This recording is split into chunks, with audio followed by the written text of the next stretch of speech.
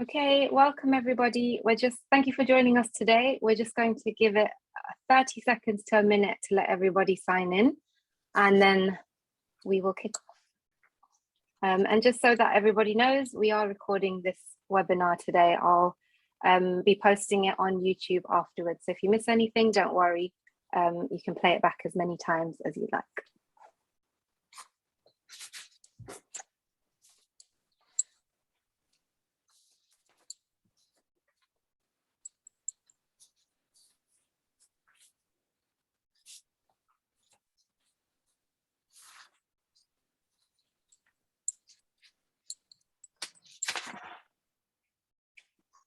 Okay, I think it's good. We can kick off, and I guess we'll start firstly by saying thank you to everybody for joining us today, and we will kick off with introductions. I myself am Benita Mystery, and I oversee and organize the competition with Brian Hill, who I'll pass the mic over to now. Hello, good evening, welcome everybody, and thank you for joining us. And we have Peter Crump, our chairman. Hi, good evening, welcome everybody, and looking forward to some really interesting questions and put your minds straight about how the competition works. And we have Pamela Statham, who is a new trustee with our GC&DC team and council member as well. Yes, welcome. Hello everybody, welcome. Okay, right, so firstly, thank you to everyone who submitted questions.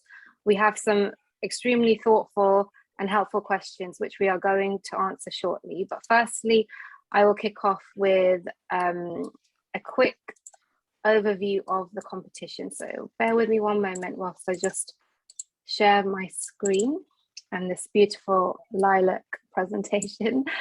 Okay, so competition 2021 and the awards. Let's go next one. So firstly, we'll run through the key dates. January the 9th, which is our online entry deadline. And this is for everybody. That's 2D entrance and 3D entrance. So for the 2D entries, please submit on this date your final 2D entry. And there's 2 placeholders for you to submit there. So as per last year, you can upload JPEGs, PNGs, and Word documents. For 3D entrance as well, this is your entry deadline. However, the imagery for the 3D entrance is not important. Last year, we did online judging for 3D entries. This year, your 3D photograph is mainly just an icon for myself and Brian to identify which is your entry when you submit in person. So the key difference is 2D entries, this will be your final entry deadline with your final piece. So please make sure your application is complete. 3D entrance, the same. However, your image doesn't need to be fancy in any way or done in the studio or different angles, just something that represents your piece. But please make sure your application, please make sure your application is, that all the content is there and complete. Next. So again, just to reiterate, 9th of January for 3D entrance completed pieces. Once you have submitted on the 9th, I will pop off an email to you regarding submission days. So the submission days are 25th to the 25th of January 2022, and they must either be posted in or dropped off to the Goldsmith Centre. You can then book a slot when you wish to come and drop it in, and post. I will also send the address of the Goldsmith Centre for your post labels. And here is the timeline for everybody. So just to go crazy with repeating, 9th of January is the deadline for entries. 25th to the 27th are the posting and submission days just for the 3D entrance, because 2D entrants are online only. And then 28th of February is our award ceremony at the Goldsmiths Hall. Again, this is all subject to what happens in the next few months, but fingers crossed we'll be there in person. 1st to the 4th of March will be an exhibition at the Goldsmiths Hall of a selection of the award-winning work. And for those of you who are first-time entrants or last year, you were first-time entrants when we had the virtual competition. This is an amazing opportunity as an award winner to have your piece in the beautiful surrounds of the Goldsmiths Hall. So again, if this goes ahead, we're very excited to be back. And then 9th to the 11th of March will be the entry collection and post out day. So that's when you will theoretically receive your pieces back. Now we have, I say theoretically because we have a potential exhibition with the Birmingham Asset Office in the pipeline that we're still discussing. But if this goes ahead, then award winners will their pieces will be taking a trip up to Birmingham Asset Office. Please Google their Asset Office building, because it's a beautiful building with an atrium where your pieces will be exhibited for a few weeks. So again, all of this information will come out to award winners, which is why you must win an award. Okay, next, judging. So all entries will be anonymized prior to judging. So please make sure on your 2D design boards, no names or signatures or logos, and 3D pieces, hallmarks are acceptable. But again, anything that identifies you as the maker that is not your hallmark, please scrub. If we are unable to void it or cover it up, then I'm afraid we might have to take steps to void your entry, but we will get in touch with you. So 2D judging will take place late January, and then all 3D sections will be judged in person early February. Okay, so next, and again, just to reiterate, award ceremony date, 28th of Feb, so please pencil that into your diaries. And then the beautiful awards annual, which I have here, this wonderful booklet, is a collector's item now. But if you win an award, a gold or a silver, your pieces will be beautifully presented. Oh, here we go, in the awards annual. And we also have a selection of articles at the front as well. So this is a great coffee table piece. I will post the link to where you can purchase or view this PDF, this annual. So yeah, this is the goal, everybody. All right, and I think next is just our email address. So please take a note of this. There are no silly questions.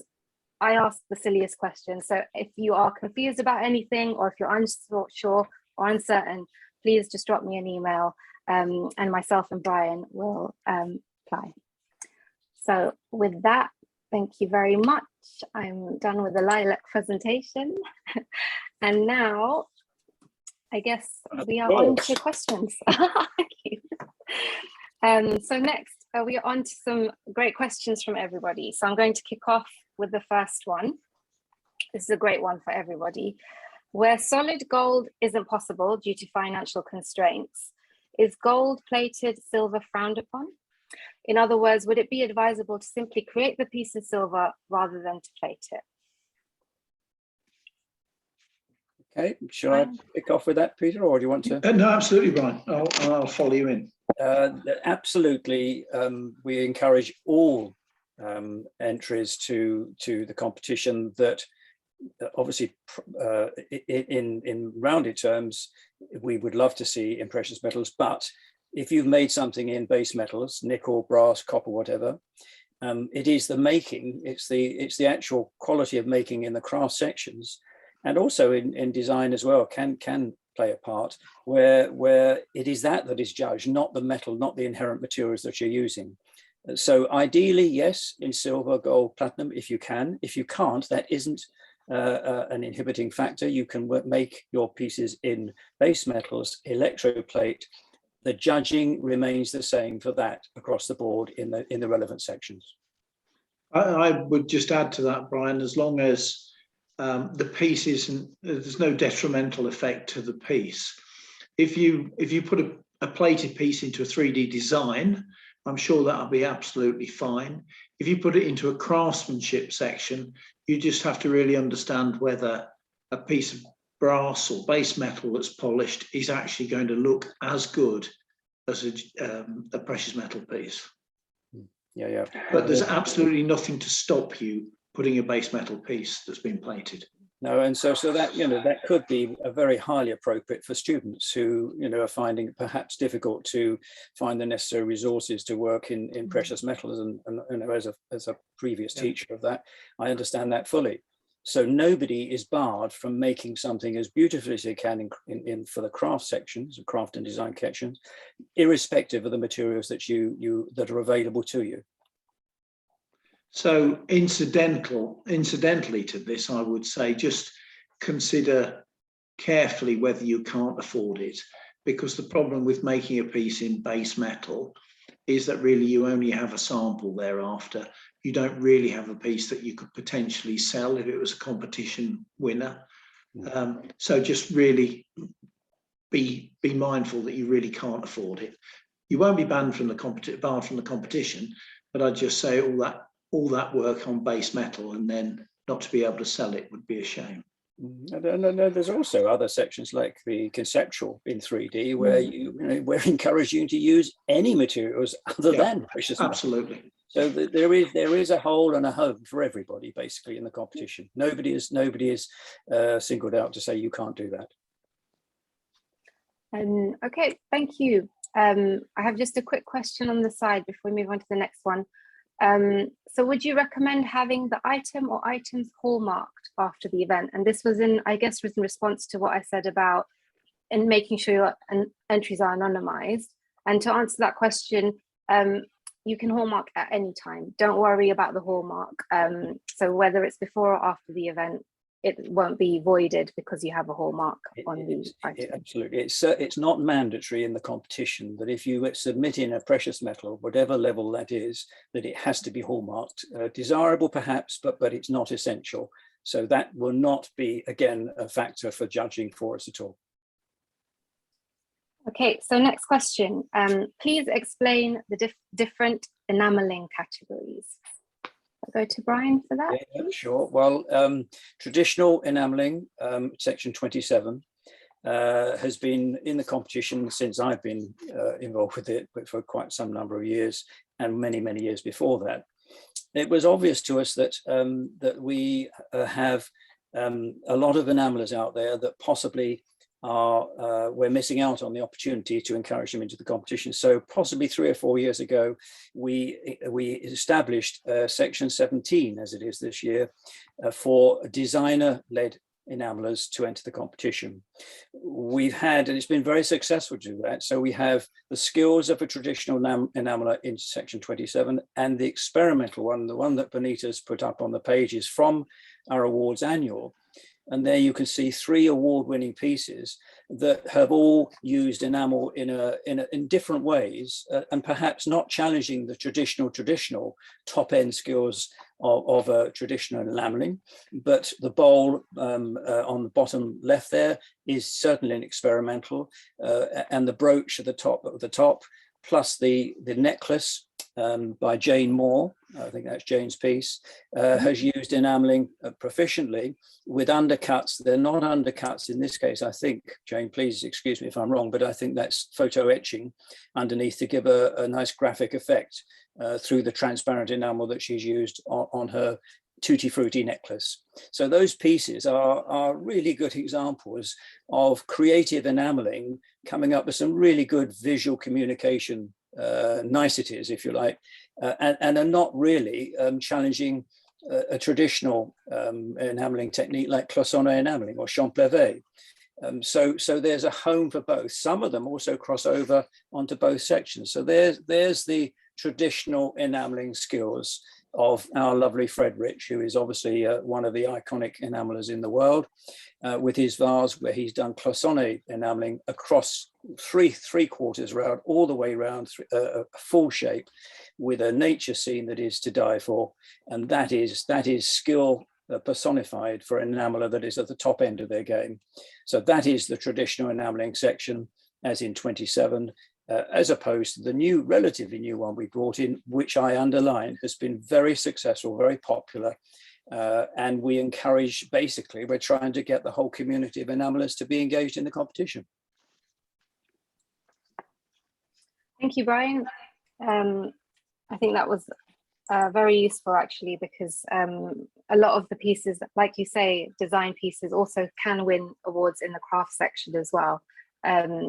So 2 categories. And just to back that up as well, if you enter an enameling category, you can also apply for the Phil Barnes bursary. If you on the website, there is a little blurb about the bursary, but just a quick one. You need to submit a very short statement that says, sorry, Brian, do you want to? I would defer to that. No, I'm not ready for that. This is only 1 year old. It's very exciting. Yeah. And the Phil Barnes bursary is an offer through the judging panels to select an entry out of either section 17 or 27 that is showing potential and would benefit from some work experience with an established enameler. So that bursary is not a monetary prize. It is to gain a work experience, invaluable work experience. The winner last year is going to have 2 or 3 days with, can you believe it, Fred Rich, of work experience. So that's their prize, if you like, from the bursary of the Phil Barnes bursary. So absolutely sensational. Any enamelers out there would say, oh my goodness, that's please, to die for. Let's have that, please. So that is an additional thing. And this doesn't have to be an award winner within the competition. It may be somebody that doesn't win a gold, a silver, or a bronze. So there's no bar on that. It could be somebody that has entered, doesn't get an award, but the judges have singled out, and Linda Barnes is on the general judging panel, who's sponsoring this award on behalf of Phil, our lovely Phil. So this is a big, bold capitals work experience bursary. Great, thank you, Brian. So next, a 2D question. Is a more traditional presentation with hand-drawn designs or a modern computer-aided design aesthetic favored these days? We've had a few questions in the chat as well about this. So Pamela, could I defer to you for this question? I would say both are equally accepted and appreciated. We like to see all forms of design, as long as your design is clear. How you choose to present that in CAD form or hand drawing render is absolutely wonderful. Yeah, just as long as it's a clear, concise image of what you're trying to communicate. That's all we're asking. The traditional presentation methods are still to be honoured and admired and respected, but equally the technological age that we all have now these days to use is maybe a combination of both, whatever. Yeah. And as Pamela said, here's a good example of a winner of 2 years ago who won the Beaverbrooks Award in commercial jewellery. And they've actually had to go at both the 3/4 view that you see that is hand rendered and the CAD one at the top right that is actually quite convincing if you're putting that in front of a client. Bold and that's a difficult thing to do for that rendering on the left there, hand rendering. So Pamela, would you like to just comment on that? Because you were on the judging session of that, I was in the room. Absolutely. 2 years ago with that. I think what caught my eye was the fact that this designer had thought about her design in both forms, and the transition from a hand drawing to the CAD just illustrates that she understood her design while it was just still in 2D form. And then to be able to grow it into a CAD form, which will then take it straight to manufacture, just shows a depth of understanding. And this is, like we were saying, one of the questions keeps coming up, why you need to specify your techniques and processes that you wish to use, just illustrates this, that you have a 3D idea of your design when you're drawing it in 2D. So to show the transition from 2D to 3D, if you've got the ability, then do it. And you've got the space, then do it on your presentation, because that just shows, again, another further depth of your skill, your ideas, everything. And from a point of view of presenting, if I ignore the actual mount itself, which is needs a bit of attention, it's not that it got the award for. There is nothing missing on that presentation for the judges to really understand that designer, that entrant, knows everything about. They understand the 3D form, and they've taken it across the two mediums, if you like, both hand and computer, to be able to sell their idea. The concept was strong anyway, but it's the presentation, especially for me, the top right, I think that would sell it to the client every time. Absolutely. And the fact that she's thought about the pricing, she's put a footnote at the bottom about, you know, the techniques she's used, everything there is what is really required when you put in an entry forward on 2D, I think. And this example also helps another question further down the line that we've got this evening as well. So maybe we'll refer to that as we go through, or remember this, because so that's a package fitted onto. Then when we had that in person to judge, as an A3 piece on one board. In the design submissions for 2D, you've got 2 pages to submit. Well, this is on one, so 2 pages sounds rather a luxury to be able to submit. So we're in, you know, we're doing well on the online submissions. Mm-hmm. And most people have been used to doing one submission A3. As these, you know, many entries come in, that's really the limit we can take anyway. So online there are 2, it's double up. And just to echo that, we have 2 questions actually. So Yaki Lee, as for the 2D entry, the question box about material and technique used for the piece, can I write the planned material and technique to make the illustrated piece? So I think I understand that. I might just answer that. I think whatever you can put on the board, please do. So on your design board, more information about the materials you plan to make the piece with is better. Pretend that this is all your client is going to have. Use the entry form, maybe to go into a bit more detail if you feel there's something that, you know, would help your design board that you maybe can't fit or that may be relevant for it. Also, any techniques, when it says techniques, we're referring to whether you've done hand or CAD in this scenario. And when we say CAD, that includes software like Procreate, which is iPad and pencil, Illustrator, and any other rendering techniques that you use on the computer. And there's another question as well from Dear GC&DC, I have entered the competition last year but was not awarded any prize. I used iPad and a pencil. I found it was a disadvantage. This year, I'm very interested in the peridot jewelry category. Is it better to have hand drawings instead? So Pamela, I guess like on that note, maybe somebody who's it's a more like commercial jewelry category, would you advise them use one technique over another? Or again, like you say, I would advise them to use the technique that they're most comfortable with, as long as they can communicate their design as clear, like we're saying, as clear as possible. That is all that we're after. You know, not necessarily using an iPad is going to make the design not win. It's just how you are bringing that design over. So use the medium that you're comfortable with. Don't try to do something that you're not just for the sake of the competition. Just do the best that you can with what you know, because I think that's the only way you can do it, really. Work to your strengths. Absolutely. If you are, and again, relating to my days with students, some students were very comfortable drawing in the sketchbook and presenting by hand.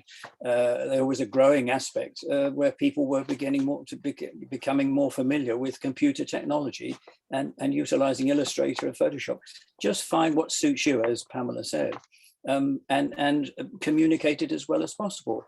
I'll go back to that design. Everything was on that design presentation to sell that to a potential client. There wasn't anything missing so if you were, there wasn't anything unnecessary either. Well, absolutely to the point. Yes, quite right. Yeah. Okay. And we did have a few entries who did use Procreate and win gold awards, especially in the medal design category as well. So play to your strengths, yes. And there's an array of all these wonderful things you can use. If I turn the clock back 25 years, it was just a sketchbook. So now we have so many things available to us, which is adding specialist tools and services to our portfolio. Wonderful, I'd say. Okay, so the next question, I see for 3D entries, you have to submit a photo at the beginning of January, although the judging in person is at the end. Does this mean that the pieces don't need to be completely finished? It would really help those of us making work for a sale before Christmas, as I normally do much of the work in January. So to answer this question, this is just for 3D finished pieces.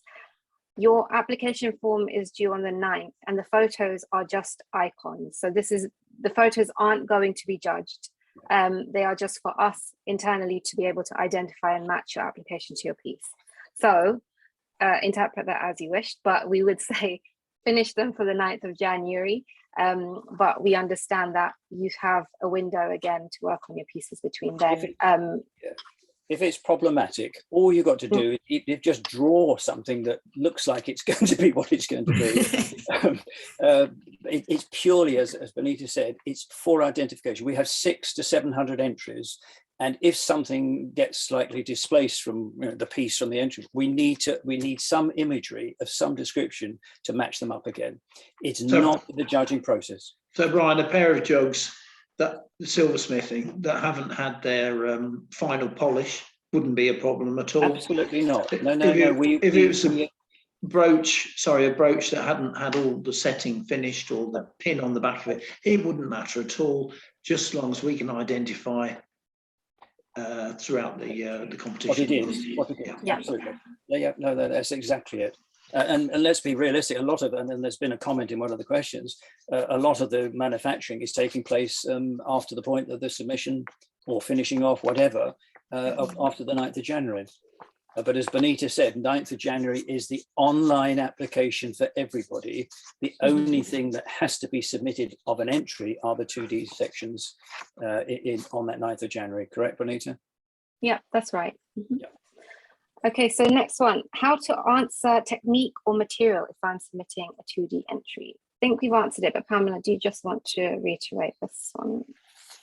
Again, I think depending on how much space you've allowed yourself, it could be as a footnote under the main context, or it could be part of the content. So it really does depend on your layout, but think about it as well when you are, I think the entry says that you need to have, you can have 2 pages, one for the design, and then the second page is all the information. So yeah, just concentrate on doing that, concentrate on having one design, one page for the design and then all the information on the second page. I would follow that up by just saying, if you like, your first page, your front page wants to be the wow presentation to try to sell your idea. Make sure that whatever your approach is to the design question, that you've answered it in a good, a clear way, inventive way if you can. That's great. Out of the box thinking, absolutely wonderful. And sell that to the judges first and foremost. And then obviously page 2 will be with the detail, more of the background. And we're looking, if you like, a holistic statement from A to Z across everything about the question, if you can. And the more you can help the judges, the more they might be able to help you, basically. And your design. The last thing we want, Brian, is a position where we've got a wonderful design. It looks fantastic, but we just can't answer all the questions. What is the material, or what's that shading that they've used down there? What does that represent? So the more you can explain it to us, the more chance you've got of it being a success. And I also just want to say that technique or material used in 2D entry is whether you've used gouache, watercolor, pencil, or if you've done Procreate, rendered it on Rhino, write that in on the application form. It doesn't necessarily have to be on your design board. That will enable us to decide whether your entry should be put forward for the 2D hand rendering award or whether it's for the 2D computer aided design award. Those are 2 new awards that came into effect last year, and they're a great way of celebrating hand rendering skills or computer design skills. So please don't forget to fill that section in so we know how you designed your board. Okay, so I'm just conscious of time. This is a good question, and there's a few questions here saying, how many items can I submit? Hi, could you please give me an idea of how many pieces and people enter as well? So firstly, how many items can I submit, Brian? Well, jamboree bag, you can do as many as you like. Nobody's barred. There's no ceiling on how many entries, how many sections you can enter. But possibly what we would stress is to make sure that the quality of what you do is as good as possible, rather than, so quality over quantity would be sound advice. But of course, one entry can be entered, and I'm sure we'll come on to this a bit later on, into more than one section, depending on how many disciplines you or others have contributed to your piece. So the quick answer to that first question is there is no limit. If you're ambitious, if you're energetic and you want, and we have had entrants putting in, say, something like a dozen 2D designs one year. I remember Owen Bather did that one year, and incredible, just blew us away with his CAD presentations for various, about 2 or 3 of the design sections. But also, Brian, with sorry to interrupt you, but also entering 3D pieces, look at the pieces, and perhaps 3 pieces together as one entry will work better than 3 lesser pieces as individual entries. So a small collection of earrings or earring, pendant and brooch might work better than if they were individually entered. We've had this with judging panels over quite a few years, where it becomes obvious that it's more advantageous for an entrant if the judges are grouping some pieces together that are clearly on the same style, the same discipline. This is all anonymous, underline, and our advice before, through and after the competition is to make a single entry if it was a suite of jewelry, rather than a bracelet on its own, a ring on its own, an earring, if they are interrelated, matching or complementary, whatever.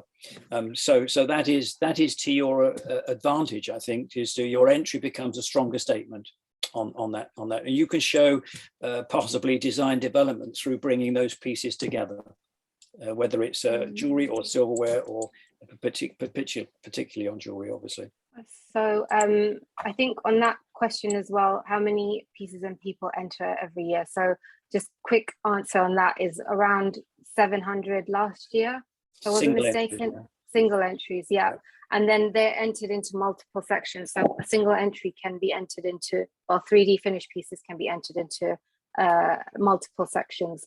But again, this is all on the website, so we won't run into that in more detail today. Quick one here. Are all 3D entries submitted to the centre or just a short list? This year, all 3D finished pieces will be submitted to the centre. For those 3D entries, you must submit by 9th of January your online application form. So we need your paperwork basically by the 9th, so that we know that you're coming in with your piece on the later on in January. So please don't forget that date. And then so on the 2D point, if there are 2 pages available for 2D design, is there a size limit for these? The answer is yes to upload. We have a 3 megabyte upload limit. However, this year, because we're not asking for the entire body of work to be judged online, if your piece is bigger, do email me and say, it's 5 meg, can I send it to you by email? Obviously, again, it's best if it comes in with your application form. And if you are a hand rendered item, there is no size limit. So I think you do 2 boards, people can do A4, A2, A3, I think. So as long as it fits. Hand rendered. Yeah. As long as it designs. And uploads. Yeah. Okay, so I have done these 2 questions. Right, so next one. For those of us coming from further afield, such as Scotland, what arrangements can be made for the return of the work? So that's fine. We will post your entry back to you at the postal address you submit.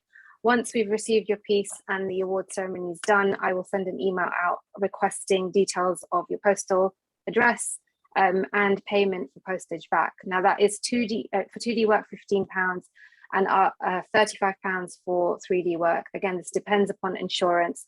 We had a piece that was a massive, beautiful framed enamel piece last year that we DHL'd back up to Glasgow. So again, something I liaised with the entrant with. So it all depends on your piece, but don't worry, we will get it back to you. That's all, it's all on the online process, isn't it, Benita, as you go through the online process? Yeah, I'll send an email. So all the postal details will be sent to 3D entrants only, or those who submitted in person. Right, next question. Dear Peter, Pamela and Brian, thank you for your advisory session. May I ask, what would be the best way to submit a piece where one of the essential features is that it can be transformed into multiple configurations? Can I submit a video? I'll answer that one first. I think we've spoken about what the upload is for 3D pieces. They're just icons. You don't need to submit a video because the judges will be judging your piece in person, so they will be able to see it. But if you want to teach them how to use it, so say there's something that they may not be able to figure out, you can write that into your application form, entry form. You can submit visuals on paper, but we'd rather nothing came with the piece because we're using the entry forms now. If it is very complicated, then on the day you come in to hand in your piece, you can show myself, if Brian's there, Brian as well, and the third person who we're still hiring, and teach us how to show the judges. Alternatively, if it really is complicated, don't worry, send me a link to your video and I can show the judges on the day, so long as you keep it anonymous and it doesn't have your name or you in it as well. I think this is a great question, because sometimes we do get, especially in the small work, we get really, really clever pieces, and the judges, as clever as they are, work really hard to work out how, and if they don't know how it works, that's the end of it, I'm afraid. So it's a great question, and as Benita just said, at last resort, you can upload the video and she'll show it to the judges. We do spend a lot of time on the submission days for the 3D work. Everything, all entries, we ask the entrants, if they're hand delivering, to unpack, to show, one, that the condition of the piece is as it should be, and there's no damage in transits, etc. And then if there are things to explain, just like this, a complicated situation perhaps, then we usually ask somebody to spend a little bit more time going through the ins and outs of that to us, so that we can then pass that on to the judges on the judging day.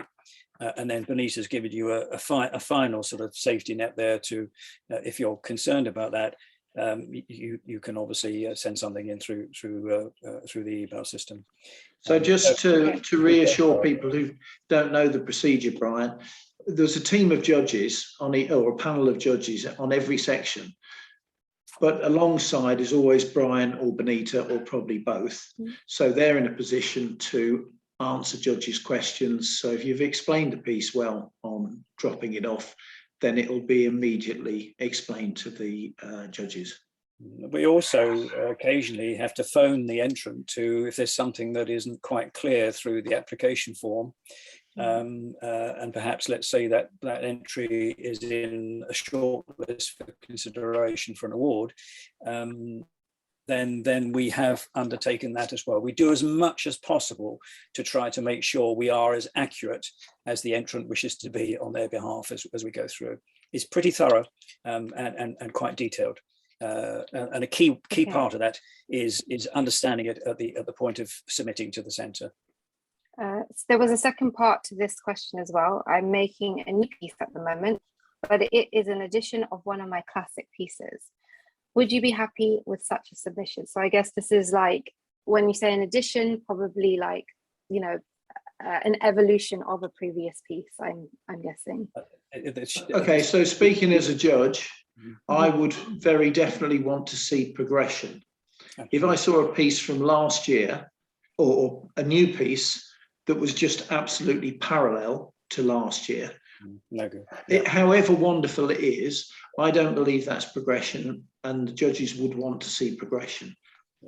Yeah, absolutely. It's to show a designer is developing their idea.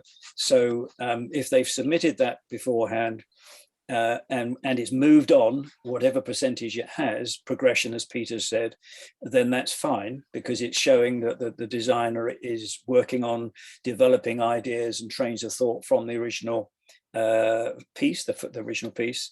But if it is a mirror image, then that's, and it's been in the competition before, then that wouldn't be wise, no. Okay, so thank you. And next question, I'm just going to the chat. For a 3D piece, are marks taken away for slightly chipped or a worn stone? Peter. For chipped or worn stone? Mhm. No, I wouldn't. Well, if you're a setter, yes, I don't really think you should be putting in a piece in. But no, I mean, for example, in the it could be that you're using repurposed pieces. Well, they would have been chipped anyway. No, I think as long as there's justification for why it's chipped. But if it was apparently that it was bad workmanship, as I said, that it's chipped, well, obviously that would be a negative. So there's another question again. So when you've seen the 3D entries online, will you contact the designers that they should bring them into the Goldsmith Centre? So they won't be judged online, just to reiterate. They are just icons to help us match the piece to the entry when it comes in.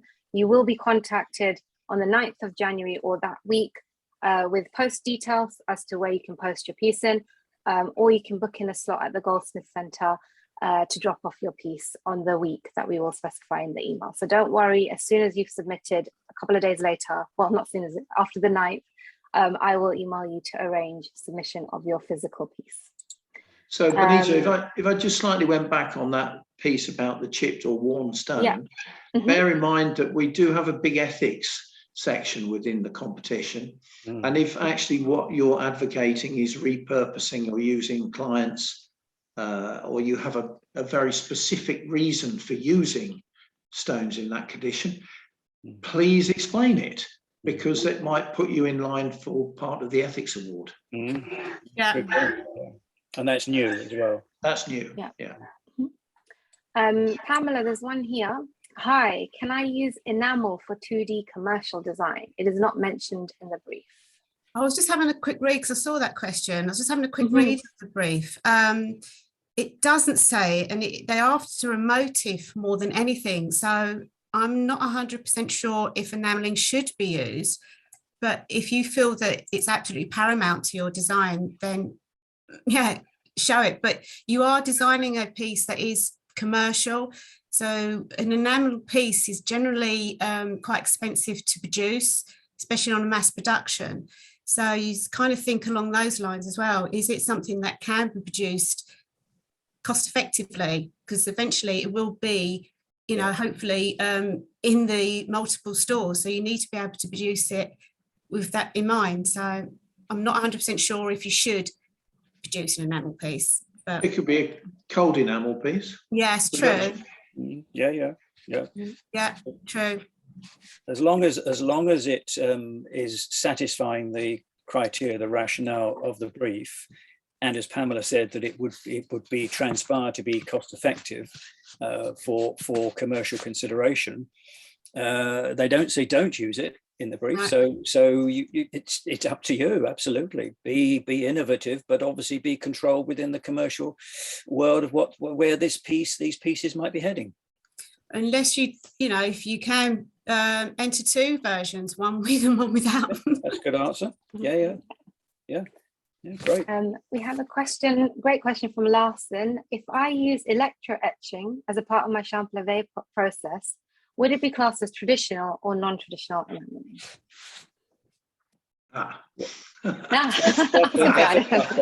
Would you like to answer that, Bonita?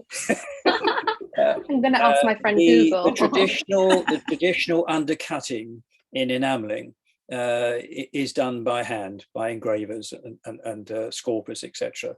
So that would be open for interpretation, and I guess the judges, the expert enameling judges for the traditional section, would be charged or challenged with that sort of scenario. Try it out and see what they say. So nobody's barred from entering anything. So we have learned over many years that you know, there's always something to learn, from this wonderful competition we run, and we're quite receptive to building in aspects and elements that possibly weren't there before. I can give you some examples, but that probably take too long, where we've listened to viewpoints from industry people that have said, well, why don't you think about this? And actually, when you put that through to the council, fair dues, and some of those have stuck, and they've been good.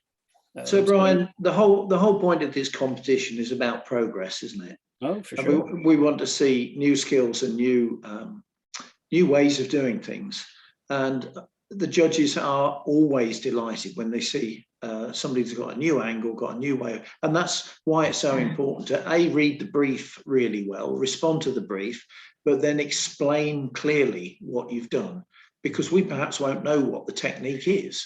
Well, that leads me to a couple of years, and you were there, Peter, as well, is that the judging panel was scratching their heads saying, how have they done that?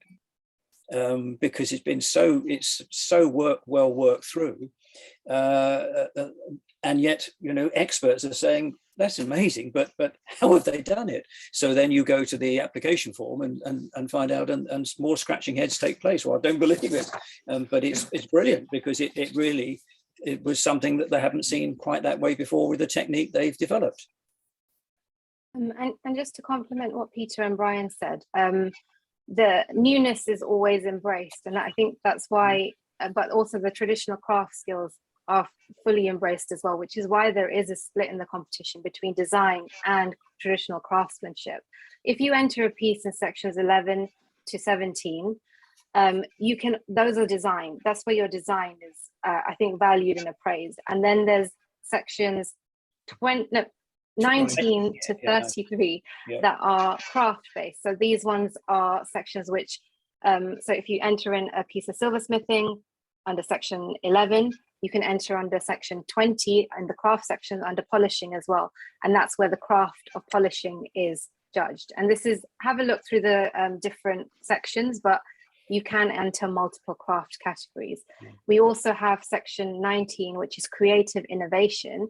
So again, this electro etching, if it's something that isn't traditionally done within enameling, then by all means enter it into section 19, because this might be a section where the enameling judges will look at it and say, wow, this is innovative and it's creative, and you may win a prize. So I mean, Peter, you've judged technological innovation, which is what it was called before, and now it's called creative innovation.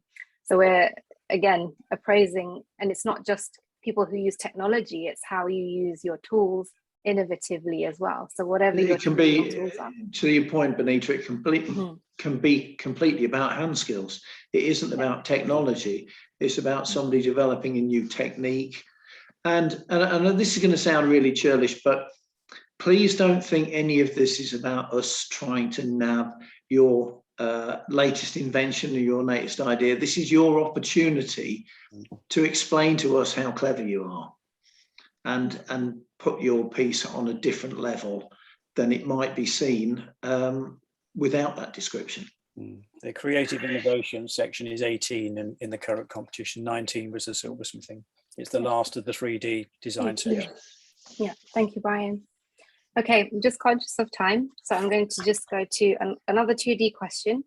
Can you give us examples of good presentation of 2D work? I feel this is where I lack on my entries. Do you have some images to share, Benita, on these? Yes, absolutely. Yeah, give me one second. In the GC&DC closet. Yeah. This one? Is this the one of the examples? Can't see. Can you see? If we go to the... That's the repurpose from last year, isn't it? So right. Section. Yep. So basically, it's anything, a good presentation should communicate, like we've been saying, your idea. If you consider the GC&DC as your client, how do you want to sell your idea to them? So yeah, just be as concise and as clear as possible. Don't put anything on there that's not needed. Just tell your story in the best way you can. Can you show the winner from last year, Benita? That's it. Yeah. Yeah.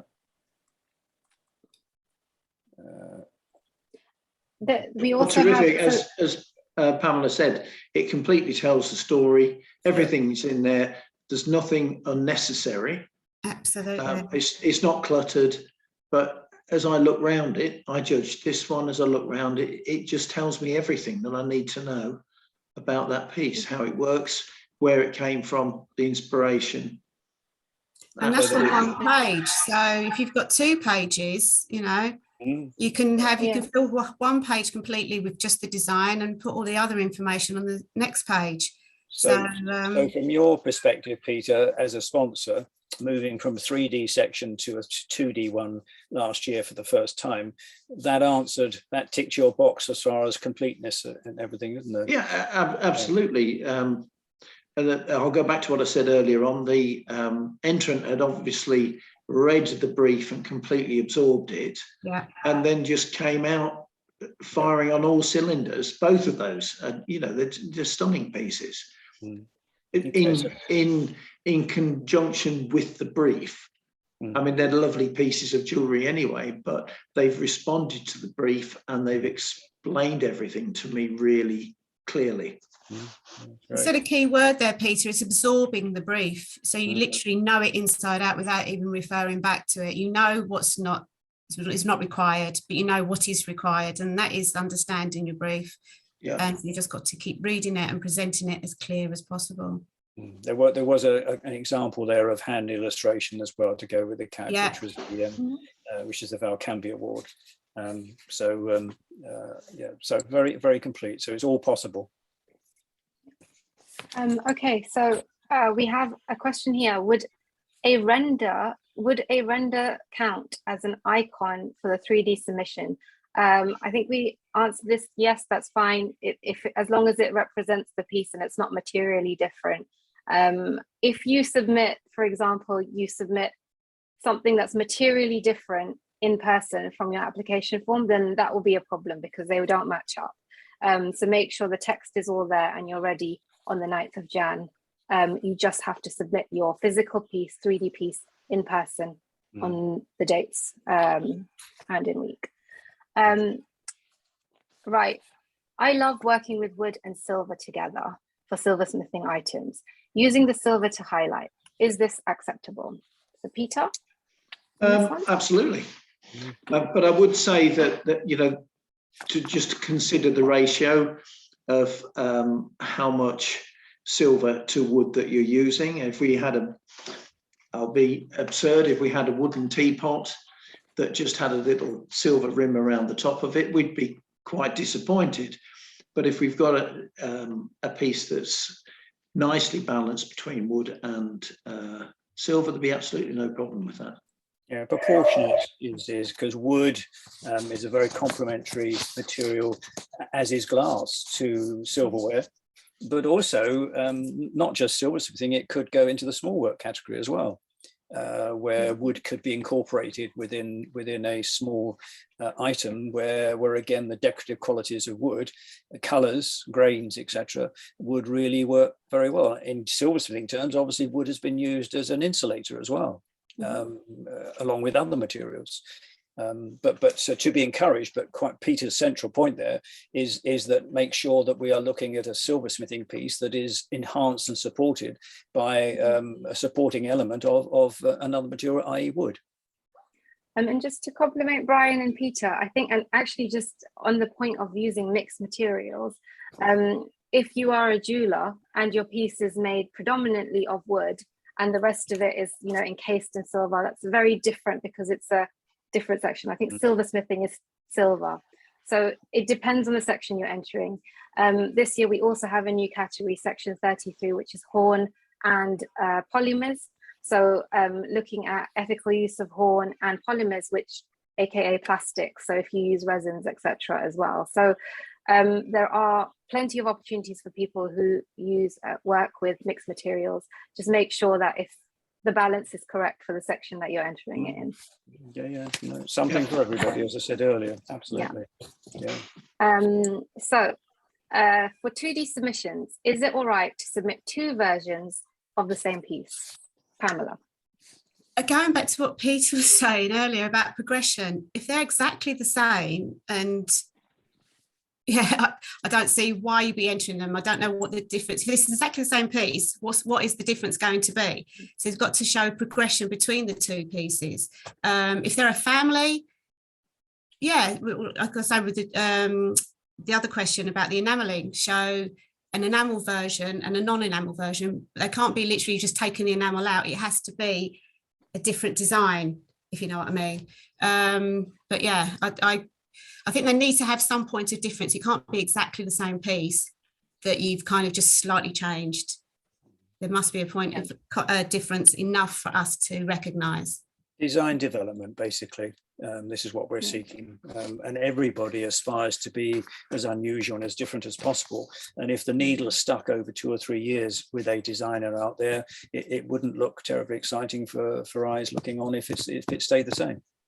So the competition encourages you. I also interpreted that question another way as well. So if somebody entered, say the conceptual section on data, they wanted to enter something that, you know, a ring that looked a certain way, can they enter another piece as well that looks like a different design as well? I guess you can enter multiple designs in the same section. Yes. But make sure they're different. Like if you submit just a very small alteration of the ring, the judges will see the two similar rings. But again, it depends. What do you think? Like, as two separate designs. There's no bar at all, as we've said quite a number of times.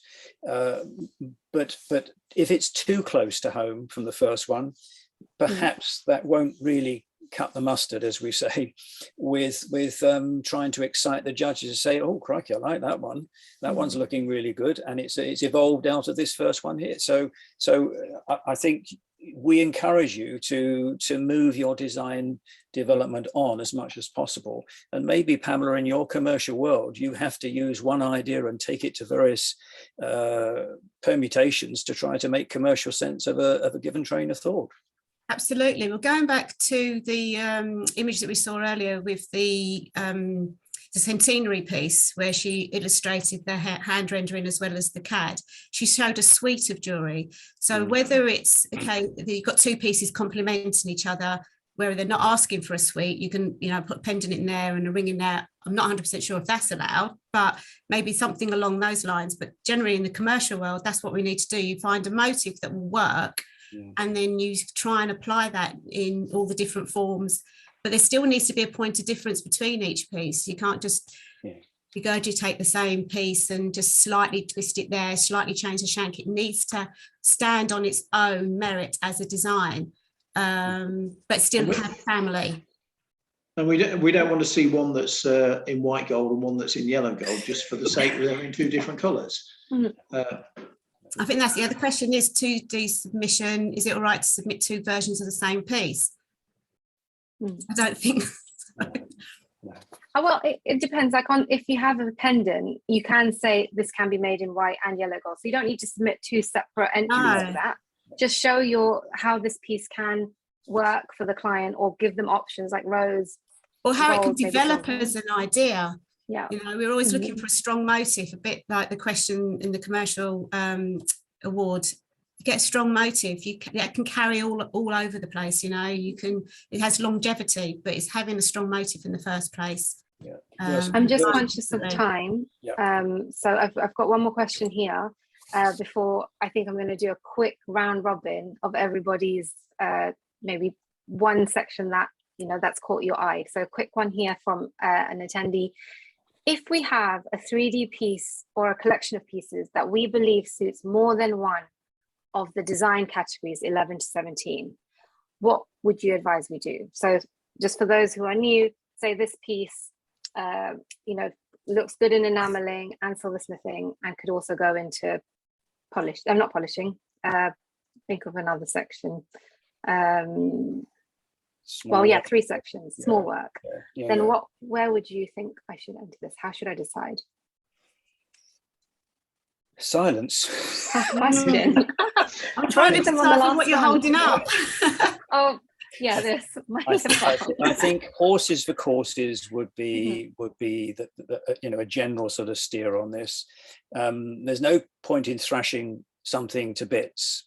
Work to your strengths, as we've said earlier. And if a piece does run across 2 or 3 sections very successfully for different reasons, absolutely fine, absolutely fine.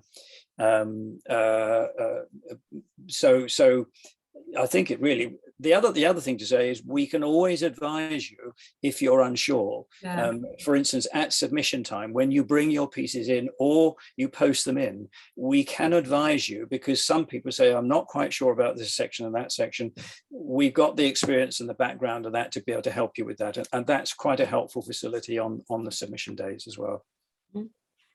I think we've got through all the live questions now, because we are bang on 6. I don't want to miss out on this bit, but if we could do a round robin and just go through 20 seconds of which brief has caught your eye in particular. I'll kick off with Peter. Well, obviously, I'm going to say the Viper Designs brief. Well, it was new for us last year. This was a new section, repurposed, and we were absolutely blown away with the quality of the entries. You've just seen 2 of them, the 2 gold winners, and I think we've only just started. I think it was a new section last year. Let's see what we can get this year. First response was very good, Peter, wasn't it? First year out. Fabulous, absolutely fabulous. And Pamela, over to you. This would be the Platinum Jury Award by C. Hafner, purely, well, for so many reasons, but purely the potential of the winning award, what they can do and what they can achieve is just the fact that they could possibly go to Germany. Wow, who wouldn't want that, you know? The fact of designing anything in platinum is just a joy because it has such feasibility with everything. Yeah, the scope of the source material, just going into the Queen's heritage, you know, all of that is just wonderful. Wonderful entry, a wonderful question. Plus, rather a nice amount of platinum available if the winning entrant wants to have that made up or make it up themselves. Yeah. And go on the promotional circuit with Hafner, with C. Hafner. Wow. And wish Brian. I was 20 years younger, Peter. Don't we all, Brian? Wish Brian, you were do 20 years one? younger. My one, well, I'd like to go for more, but just to point out that Champagne Gossé, we've built a really excellent relationship with Champagne Gossé over 4 years. Been 3 years of silversmithing, excellent outcomes, very pleased. Finished pieces. The trophy was finished X amount of months ago from the first round of that, and we've agreed that small working is a cracking section for them this time round. And if you look on the website for the question, you'll see some amazing images of the cellars, as is in French, the cellars, where the champagne lives most of its life before we see it as such. So small working has so many intricate things for a box, a small working box with hidden features, all sort of captivated within the heritage of Champagne Gossé. Perfect positioning, I would suggest, and also a trip to France. In Normandy, in northern France rather, but also the opportunity for that piece to be made up for the reasons that you will see on the brief. So fabulous opportunity for those who wish to look at that, and plenty of enrichment from the small working category and specialism that's ideally suited for this. Okay, so I think that brings us to a neat close. Only 3 minutes over, guys. I think we do well. So I just want to thank you very much, Peter, Pamela, and Brian, for your time today. Sorry, Vanita, if I could yes. just interrupt you. You wanted to do a really quick straw poll of who's attending. Oh, yes, I did. So I've got a quick poll. Thanks, Peter. So I'm just launching the poll now. I'd be really grateful if everyone could quickly beep, beep, beep, give me your answers. It's really good to know who our audience are, who's listening, so we can make sure we tweak and tune it for you and improve it for you as well. I've just also sent a quick message in the chat, so with some helpful links. And finally, a very cheeky advertisement plug. We are hiring this wonderful team. And if you know anyone who's interested, who wants to be a part of this team, the links in the chat as well. Deadline for applications is on the 9th. So with that, thank you again to the panelists, and thank you for everyone for your questions. Stay safe, and if it's okay, I would like to wish everyone happy holidays and a Merry Christmas, if it's not too early. Yeah. Thank you Look very forward much. to your entries in the competition. Yes, Look good forward luck, to seeing you all everybody. then. Good luck, everyone. Thank you. Good luck. Good luck.